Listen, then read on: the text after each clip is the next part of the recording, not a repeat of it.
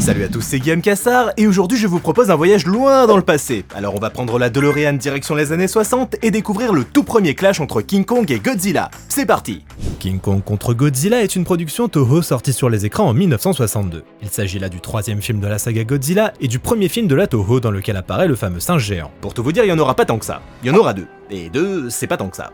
S'il serait facile de penser que la jeunesse d'un projet tel que celui-ci a eu lieu au Japon, la vérité est tout autre. On la doit en réalité à Willis O'Brien, génie des effets spéciaux en stop motion qui donne vie à de nombreuses créatures fantastiques parmi lesquelles King Kong et son fils en 1933. Ainsi, au début des années 60, Willis est en fin de carrière. Mais il a bien envie de ressusciter King Kong. Et surtout, il veut réaliser l'un de ses plus grands rêves, travailler sur le personnage de Frankenstein. Un projet qu'il porte depuis les années 20.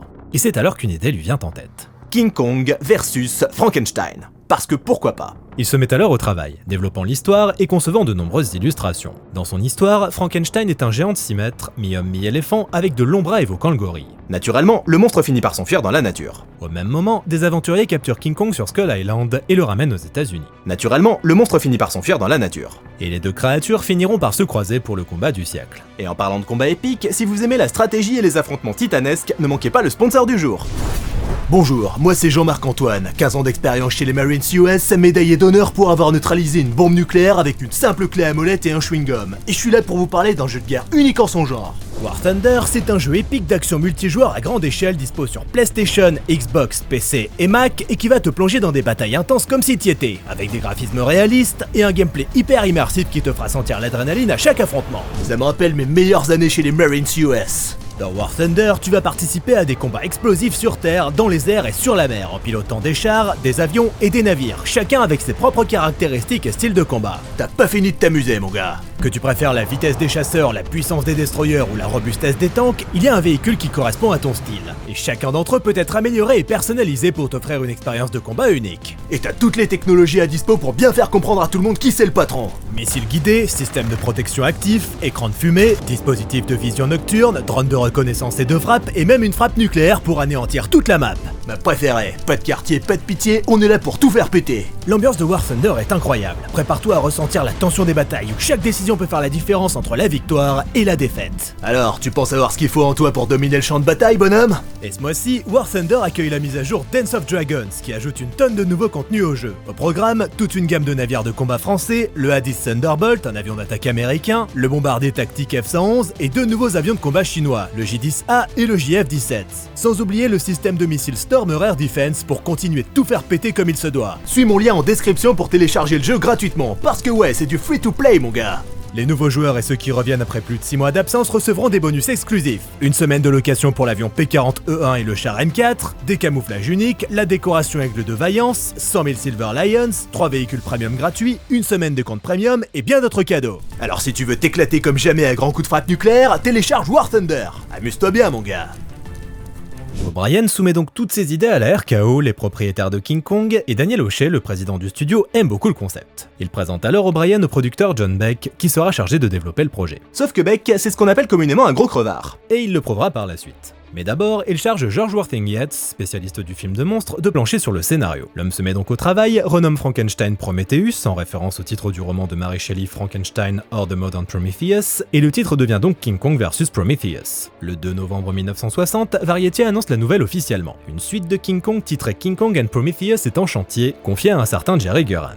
Et du coup, non seulement ils se sont plantés sur le titre, mais ils ont aussi chié sur le nom du réal, parce que Jerry Guran, il existe pas, le gars. Il s'agit en réalité de Jerry Duran, pseudonyme du réalisateur Nathan Duran, qui a beaucoup œuvré dans le fantastique. Le truc, c'est que suite à cette annonce en grande pompe, personne ne souhaite investir là-dedans. Pour cause, des coûts de production trop élevés pour donner vie à King Kong et Frankenstein en stop motion.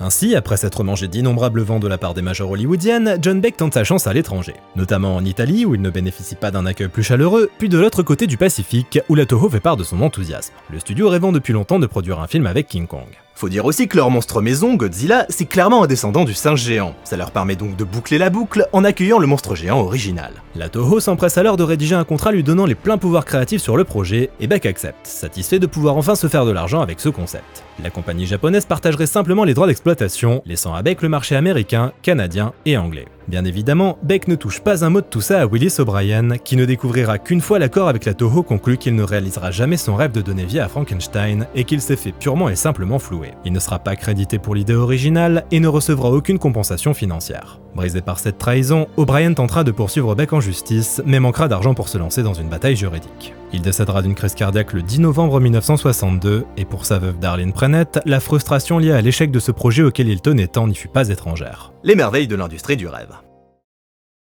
Du côté de la Toho, une fois les droits en poche, ça se met au travail.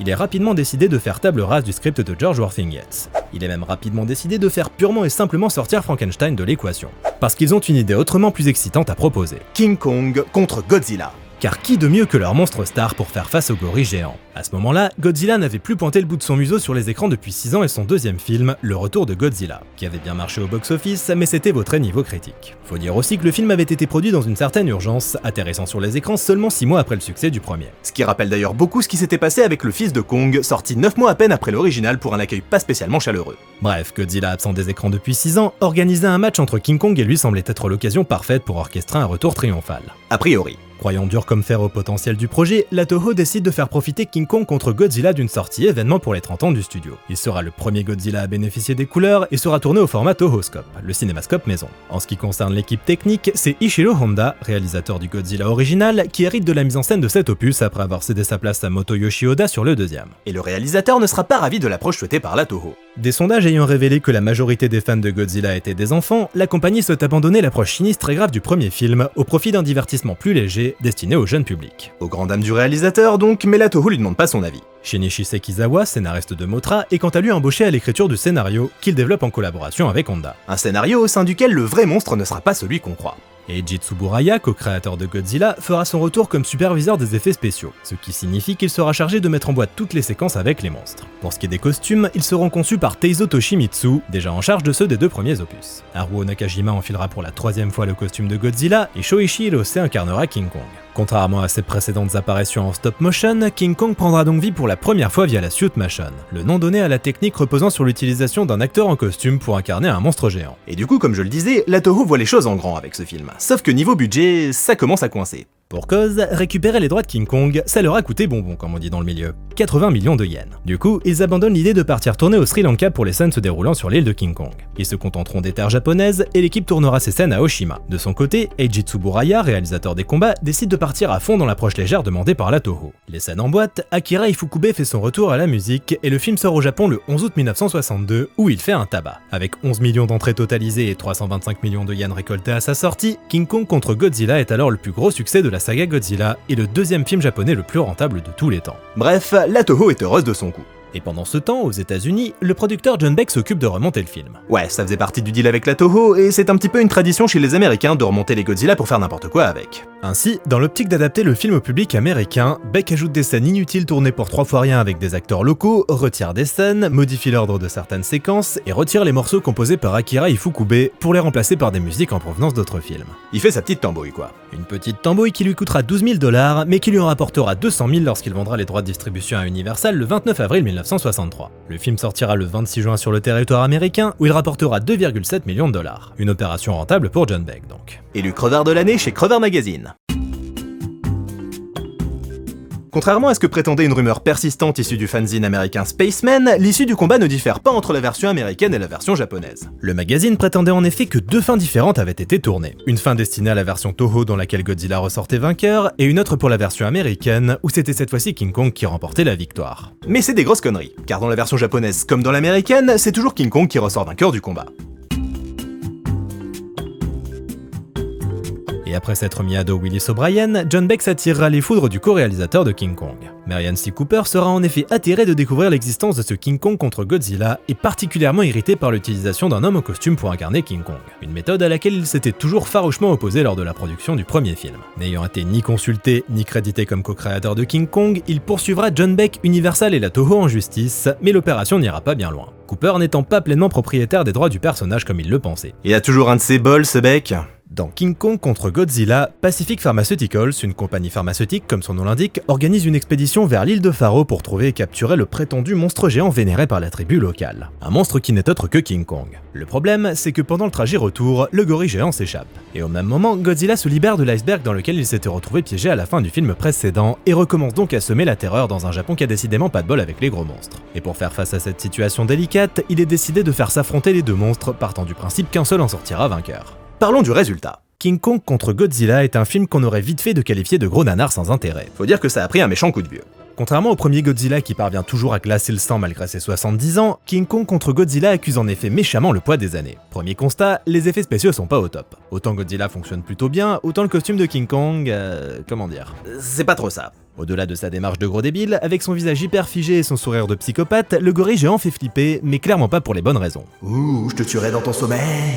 Faut dire aussi que c'est particulièrement longué, le premier combat entre les monstres ayant lieu au bout d'une heure de film. Sur 1h35, c'est quand même un peu exagéré. Avant ça, il faut se farcir de multiples scènes de dialogue interminables entre des personnages caricatureux comme pas possible, le tout rythmé par un humour bas de plafond et régressif qui est pas des plus attrayants. Et pour ce qui est des combats... C'est du catch. Mais vraiment, Godzilla et King Kong font du catch. Ça pourrait être le titre du film d'ailleurs. Y a rien de vraiment bestial ou intense dans ces affrontements où le seul vainqueur semble être le ridicule. Au programme, une séquence où King Kong tente d'intimider Godzilla qui répond en lui cramant les poils, une où King Kong et Godzilla font de magnifiques roulés-boulés, une autre où King Kong se découvre des pouvoirs électriques parce que pourquoi pas, sans oublier une fin de combat dramatique au possible où King Kong se casse en se grattant la tête. Tu le dis si on t'emmerde, hein? Tout ça n'est donc pas des plus palpitants et à première vue, ce King Kong contre Godzilla paraît surtout grotesque. Sauf que c'est plus complexe que ça. Comme on l'a vu, Ishiro Honda n'a pas eu les coups des libres avec ce film. La Toho avait été très claire. King Kong contre Godzilla n'était pas destiné à un public adulte. Pour autant, le réalisateur ne s'est pas contenté de faire un film qui suivrait bêtement le cahier des charges imposé par le studio. Et derrière ce divertissement un peu bébête qu'est King Kong contre Godzilla, se cache en réalité une satire à charge contre la course à l'audimat des chaînes de télé japonaises. Et là, tout devient soudainement clair. Au début des années 60, la télé s'est imposée dans les foyers japonais, entraînant une véritable bataille entre les différentes chaînes qui sacrifiaient la qualité de leurs programmes au profit de leur capacité à attirer l'audimat. Une façon de faire qu'Ishiro Honda jugeait honteuse car irrespectueuse du public. Et c'est exactement ce qu'il a voulu mettre en scène ici. Ridiculiser ces patrons de chaînes de télé prêts à tout pour attirer le public, quitte à prendre des décisions complètement absurdes. Au centre du film, il y a Tako, directeur du département publicitaire de Pacific Pharmaceuticals, qui se morfond face au faible audimat de l'émission scientifique qu'il sponsorise. Et comme le gars est un grand génie, il se dit que la meilleure façon de booster les audiences est de capturer un monstre rivalisant avec Godzilla pour en faire la mascotte de ses produits. Parce que qu'est-ce qui pourrait mal tourner, hein? Les dérives de la société du spectacle, devenue une véritable course au profit où la fin justifie les moyens, servent ainsi de moteur narratif à un film au cynisme pleinement assumé. Pourquoi devons-nous subir la bouffonnerie des personnages? Parce qu'ils sont littéralement les bouffons du système. Tako affichant une soumission totale aux logiques de divertissement de masse et à la course à l'audimat.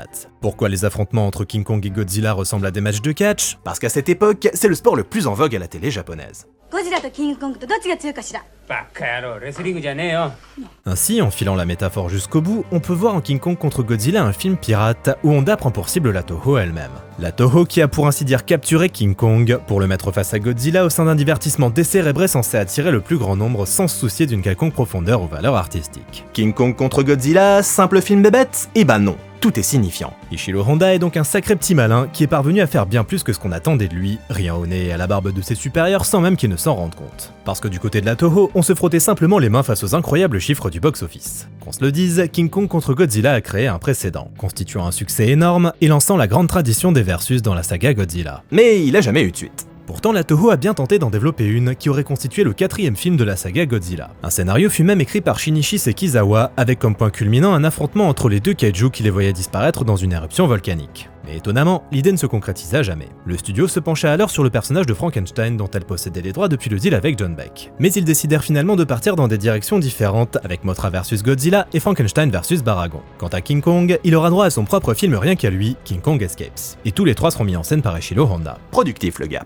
Ainsi, il faudra attendre près de 60 ans pour que Godzilla et King Kong s'affrontent à nouveau sur les écrans. Et cette fois-ci, le combat serait orchestré sur les terres hollywoodiennes. Merci à tous d'avoir regardé cette vidéo, j'espère qu'elle vous a plu. N'hésitez pas à commenter, liker, partager, venir me soutenir sur Tipeee si vous vous sentez généreux, vous achetez un superbe t-shirt John Michael Advertising, et moi je vous dis à bientôt. Salut!